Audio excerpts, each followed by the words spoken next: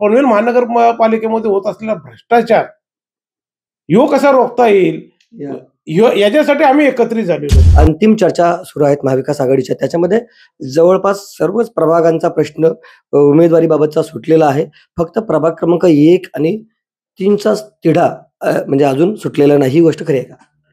हो, ही गोष्ट खरी आहे. माझ्या प्रभागामध्ये पारदर्शकता यावा ही माझे उद्देश आहे. तो उभाटाचा जरी असला तरी चालेल, कोणताही पक्षाचा असू द्या.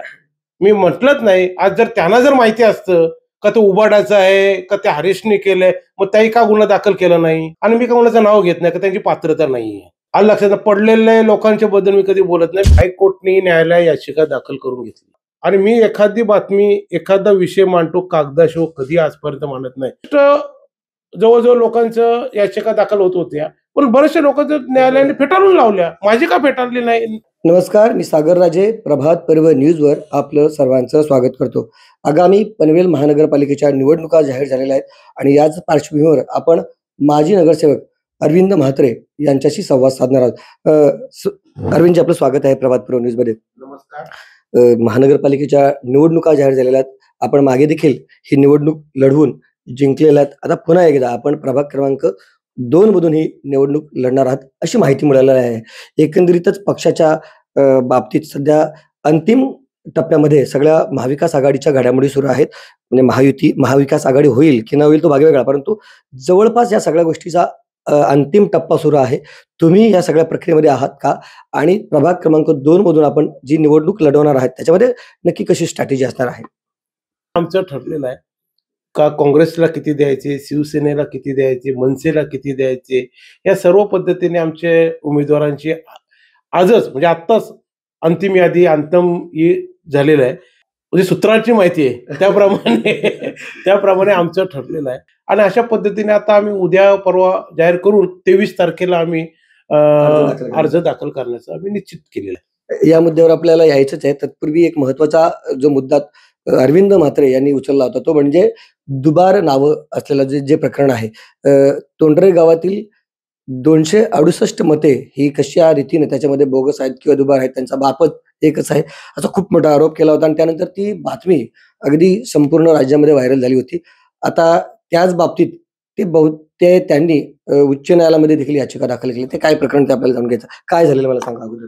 नाही, माझ्या प्रभाग क्रमांक 2 मध्ये माझ्या माहितीप्रमाणे जवळजवळ 2000 मतदान बोगस आणि दुबारा मतदान आलेले होते. आणि या संदर्भात मी आपली बातमी देऊन आपली चर्चा करून जनजागृती सुद्धा केली होती का अशा पद्धतीने बोगस केलेल्या आहेत. आणि त्याच्यामध्ये काही कल्याण विधानसभेचे मतदार होते, ते आपल्या मतदार यादीमध्ये होते. पुन्हा एका 63 घर नंबरमध्ये जवळजवळ 268 मतदान हे तुम्ही आता प्रश्न विचारला मला हरीश नावाने आलेलं होतं. याच्या संदर्भात सुद्धा मी न्यायालयाला दाखवलं का अशा पद्धतीनं जसं हिंदू धर्मामध्ये मुलाच्या पाठीमागे वडिलांचं नाव दिला जातो, तसंच मुसलमान समाजामध्ये वडिलांचं नाव हे पुढे लिहिलं जातो आणि मुलाचं नाव पाठीमागे दिला जातो. अशा प्रकारे हरीश नाव हा प्रत्येक मुलाच्या पाठीमागे होतं. अशा पद्धतीने मी त्यांना न्यायालयाला दाखवलेलं आहे का जसं काल निवडणूक अधिकाऱ्यांनी जी माहिती दिली का नवी मुंबई महानगरपालिकेमध्ये जसं महापौराच्या बंगल्यामध्ये किंवा आयुक्ताच्या बंगल्यामध्ये किंवा टॉयलेटमध्ये जी नावं आलेली होती ही नावं चुकीची असून त्याच्या शेजारी तो टॉयलेट असल्या कारणाने किंवा त्याच्या शेजारी आयुक्ताचा बंगला असल्या कारणाने ती नावं आलेली होती. परंतु इथली वस्तुस्थिती वेगळी आहे. कुठली प्रभाग क्रमांक 2 ही वस्तुस्थिती वेगळी आहे. इथेशी घर नंबर 1च आहे आणि त्या वडिलांचं नाव हरीश आलेलं आहे आणि वडिलांचं नाव हरीश असल्यामुळे मी ते न्यायालयाला पटवून दिलेलं आहे आणि ते दाखवलेलं आहे. बघा, तुमच्याच गावातील जे भारतीय जनता पार्टीचे मंडल अध्यक्ष आहेत दिनेश खानावकर यांनी ह्या बातमीनंतर त्यांची देखील प्रतिक्रिया दिली होती आणि त्यांनी असा आरोप केला होता की तोंडरे गावामधील जे प्रकरण आहे ज्यामध्ये 268 नावं ज्यांच्या नावानं तुम्ही उल्लेख करता हरीश पाटील हे उभाटा गटाचे त्या ठिकाणी कार्यकर्ते आहेत आणि त्यांचं नाव हे इतरमध्ये होतं, ते नायकी वडिलांमध्ये होतं. असं असताना देखील न्यायालयामध्ये आपण गेलेलो आहेत आणि न्यायालयाने जर ती याचिका स्वीकारलेली आहे, या 2 गोष्टी वेगवेगळ्या दिसतात मला. तर मग एकतर म्हणजे न्यायालयामध्ये ही जेव्हा याचिका आपण दाखल करता, त्यावेळेला या सगळ्या गोष्टी तिथे उघड केलेल्या आहेत का? नक्की काय आहे? आता तुम्ही जे सांगितलं का मी इतरमध्ये नावं आहेत. अनैसर्गिक मुलं कोणाची आहेत? ही आता न्यायालयात दाखवीन मला. 268 मुलं कोणाची आहेत? ही मी न्यायालयाकडे दाखवलेलं आहे, दाद मागितलेला आहे. उबाटा गटाचेच आहेत ना ते, म्हणजे हे फटका समजा महाविकास आघाडी तुमची होते, असं तुमचंच म्हणणं आहे, की होणार 100%. आणि जर आता त्यांच्या चालीमध्ये आहेत ते हरीश पाटील यांच्यामध्ये, तर अर्थातच त्याचा प्रभाव ठीक आहे. मतदान हे गुप्त असतं असं आपण म्हणू शकत नाही. तरी देखील एक म्हणजे आपण जो म्हणता ना, की अनैसर्गिक असं म्हणूया आपण, की अनैसर्गिक ज्याच्या चालीमध्ये राहतात त्याचा प्रभाव असतो. चालीत नाही. माझा उद्देश काय आहे? का त्याचा बाप तो आहे. बाप तो आहे.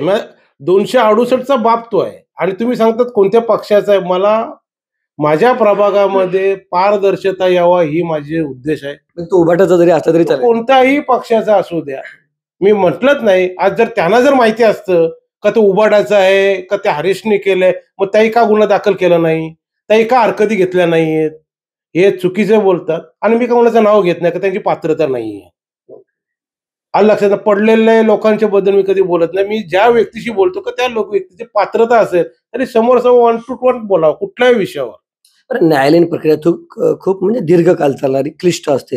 अशा वेळेला निवडणुका तर आता अगदी तुम्ही परवाच म्हणजे फॉर्म भरण्याची तारीख आहे, एक प्रकारे सुरुवात होणार आहे. मग अशा वेळेला या प्रक्रियेला वेळ लागणार आहे. मग तुम्ही काय अपेक्षित करता न्यायालयामधून? ही बघा, हायकोर्टने न्यायालय याचिका दाखल करून घेतली. बरोबर. माझी जर मुद्दा आणि मी एखादी बातमी, एखादा विषय मांडतो कागदाशिवाय कधी आजपर्यंत मांडत नाही. कारण मला अनुभव आहे. रायगड जिल्हा परिषदचा मी उपाध्यक्ष, सभापती, 15 तालुक्याचा सांभाळलेला व्यक्तिमत्व आहे. नगरसेवक म्हणून आपण स्वतः सभागृहामध्ये आपण पाहत असतात. कोणतीही गोष्ट, कोणता विषय मी पूर्णतः माहिती घेतल्याशिवाय अजिबात बोलत नाही. त्यामुळे न्यायालयाने स्वीकारलं ना माझं. आज जवळ-जवळ गेल्या कालच 63 जवळ-जवळ लोकांचं याचिका दाखल होत होत्या. पण बऱ्याचशा लोकांचं न्यायालयाने फेटाळून लावल्या. माझी का फेटाळली नाही? तर न्यायालयाला हे दिसलंय. असा निर्णय काय द्यायचा येत्या 2-3 दिवसामध्ये निवडणूक अधिकाऱ्यांकडे विचारणा करून त्याच्यावर मार्ग निघेल. नाही निघाला तर मी सुप्रीम कोर्टात जाणार आहे. ह्या लढा अरविंद म्हात्रेने एकदा घेतला तो सोडत नसतो. माझा उद्देश एकच आहे का तिथं बोगस मतदान होऊ नये, पारदर्शकता व्हावी. पोलीस स्टेशनला सुद्धा माझी याबद्दलची संकल्पना असणार, निवडणूक अधिकाऱ्यांना सुद्धा माझी या संदर्भात असेल का या तिथला मतदार याच्यामध्ये कशा प्रकारे बोगस मतदान होणार नाही याची मी पारदर्शकता पाहणार आहे. आता महत्त्वाच्या मुद्द्याकडे येऊया, की महाविकास आघाडीच्या आता अंतिम बैठका सुरू आहेत सीट वाटपाबाबत. आणि आता मला जी माहिती मिळाली आहे त्यानुसार आता जवळपास सगळ्या प्रभागामधून जी सीट वाटपाबाबत जी चर्चा सुरू आहे त्या अंतिम टप्प्यामध्ये असून फक्त प्रभाग क्रमांक 1 आणि 3 यामध्ये सध्या तरी म्हणजे अजून तिढा सुटलेला नाही. प्रभाग क्रमांक 1 मध्ये भारतीय शेतकरी कामगार पक्ष या ठिकाणी 3 उमेदवार त्यांना मागत आहे आणि 1 उमेदवार ते सोडणार. मग त्याच्यामध्ये आता ते कोणाला ते त्यांनी इतर पक्षांनी ठरवावं. आणि प्रभाग क्रमांक 3 मध्ये शेतकरी कामगार पक्षाला 1 जेंट्स सीट हवी आहे. त्याच्यामध्ये बाकीच्या 3 सीट इतर पक्षांनी त्याचा तो तिढा सोडवावा असं दिसतंय. म्हणजे नगरसेवक हरीश केणी ज्या वेळेला काँग्रेसमध्ये आले त्यानंतर या सगळ्या घडामोडी आता चालू आहेत. तिथे जो वाद सुरू आहे तो सध्या काँग्रेस आणि शिवसेनेमध्ये कोण जेंट सीट घेईल हे आहे. म्हणजे एकीकडे स्वतः नगरसेवक हरीश केणी यांची ती 1 जेंट सीट असावी का? की दुसरी गोष्ट म्हणजे इथे शिवसेनेचे दिग्गज नेते बबनदादा पाटील यांचा मुलगा कैलास पाटील यांना ती जेंट सीट असावी. ह्या सगळ्या गोष्टी करून शेतकरी कामगार पक्षामध्ये दोघांमध्ये भांडवल लावण्याचा जर प्रयत्न केला नाही ना, म्हणजे शिवसेना आणि काँग्रेसमध्ये, आणि आपण आपला मस्तपैकी वरती हात करून राहायचं. नाही, आपण जे बोलता महाआघाडीबद्दल, आम्ही आमच्यामध्ये जे आम्हाला पक्षांनी ज्या तिकीट आम्हाला महाआघाडीतर्फे सोडलेल्या आहेत त्याप्रमाणे आम्ही प्रभाग क्रमांक 3 मध्ये 1 सीटच मागितलेली आहे. जेंट्स मागितलेले आहे. आलं लक्षात ना? 3 तुम्ही त्याच्यामधून काँग्रेसच्या मागच्या वेळी 2 सीट होत्या, तर काँग्रेसच्या 3 सीट साठी सुद्धा आम्ही सांगितलेलं आहे. शिवसेनेला आम्ही प्रभाग क्रमांक 1 मध्ये देण्याचा एकच सीट देणार आहोत शिवसेनेचे. ही जो चर्चा चालू आहे, अंतिम टप्पा पण झालेला आहे. आज संध्याकाळपर्यंत तो अंतिम टप्प्याचा फायनल सुद्धा होणार आहे. आणि माझा मित्र हरीश केणी सभागृहात असावा ही माझ्या अरविंद म्हात्रेची इच्छा आहे. जरी विरोधक असला तरी सुद्धा त्या काळातला विरोध आहे. आता आला तुम्ही लक्षात. महाविकास हा, आघाडीमध्ये महाविकास आघाडीमध्ये म्हणून माझी ती इच्छा तीच आहे. माझा मित्र आहे तो आणि महाविकास- मित्राप्रमाणे तुला साथ असणार आहे. तुम्ही म्हणता की महाविकास आघाडी 100% होईलच आणि आज ती त्याची म्हणजे घोषणा देखील होणार आहेत, परंतु इतर पर्याय नाही का? समजा नाहीच झाली समजा चला या मुद्द्यावर. नाही, इतर पर्याय म्हणजे आता आम्ही इथं स्पष्ट सांगितलं होतं. आम्हाला आणखी ऑफर आलेल्या होत्या. जसं सांगोल्याला आम्ही भारतीय जनता पक्षाची युती झालेली होती आमची, शेतकरी कामगार पक्षाची. त्याप्रमाणे आमची पनवेलमध्ये सुद्धा भारतीय जनता पक्षाबद्दलची चर्चा झाली असती. परंतु आम्ही तत्वाशी लढणारे व्यक्तिमत्व आहे इथल्या रायगडमधले. एखाद्या विषयावर जो तत्वाशी लढतोय त्या तत्वाच्या भूमिकेला शेतकरी कामगार पक्ष असतो. त्यामुळे आम्ही जे शब्द दिलेलं होतं, जरी विधानसभेला आम्हाला वाईट प्रसंग आले असतील आमच्याकडे, तरी सुद्धा आम्ही काही गोष्टीला तडजोड करून आम्ही या गोष्टीला हे ठेवलेलं आहे का हा पनवेल महानगरपालिकेमध्ये होत असलेला भ्रष्टाचार ह्यो कसा रोखता येईल याच्यासाठी आम्ही एकत्रित झालेलो. एक उदाहरण देतो तुम्हाला. आता काल परवा आपण घरगुती आणि हे वाटप केल्या शिलाई मशीन वगैरे आलं लक्षात ना. या कुठल्या होत्या? डीपीटीसी मधल्या होत्या, पंतप्रधानांनी खनिज विभागामधल्या या आलेल्या होत्या. आणि वाटप कोणी केलं? तशी भारतीय जनता पक्षाचे कार्यकर्ते वाटप केल्या. त्याच्यामध्ये मी तुम्हाला याच्या पुढे सांगतो का मी 100% याच्या विरुद्ध सुद्धा याचिका दाखल करणार आहे. कारण पनवेल महानगरपालिकेचे जे अधिकारी आहेत, या पनवेल महानगरपालिकेच्या अधिकाऱ्यांना फक्त त्या महिला कोण आहेत, त्याची कॅटेगरी काय एवढंच बघायचं होतं. परंतु कायद्यात असं आहे, तो जो फंड्स आलेला, जो 60% फंड्स पर्यावरणासाठी आलेला होता. म्हणजे माझ्या भागात प्रदूषण होतोय, या प्रदूषणमध्ये जे बाधित झालेली लोक आहेत त्यांच्यासाठी तो 60% पैसे वापरायला पाहिजे होते. पाण्याला पैसे ते वापरायला पाहिजे होते त्या योजनेखाली.